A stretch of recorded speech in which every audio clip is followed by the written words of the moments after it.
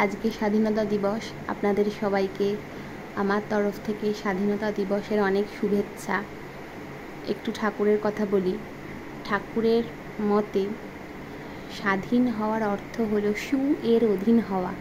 তাই আমরা স্বাধীন হয়ে উচ্ছৃঙ্খল না হয়ে যদি সু এর অধীন হয়ে স্বাধীন হই, তাহলে আমাদের জীবনটা কিন্তু অনেক সুন্দর হবে, অনেক ভালো হবে, অনেক সুদৃঢ় হবে।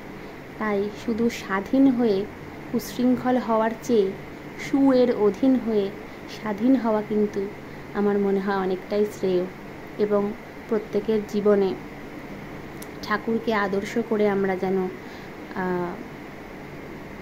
গড়ে উঠি, ঠাকুরকে আদর্শ করে যেন আমরা তৈরি হই, তাহলে আমাদের জীবনটা সত্যি সুয়ের অধীন হবে, স্বাধীন হবে, সুন্দর হবে, সুদৃঢ় হবে।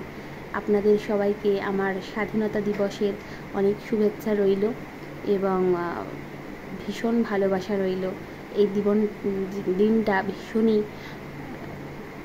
ভীষণই আনন্দের দিন এবং এই দিনটা আনার পেছনে যেই সব শহীদরা আছেন, যেই সব বিপ্লবীরা আছেন, তাদের চরণে আমার কোটি কোটি প্রণাম এবং সশ্রদ্ধ ভালোবাসা।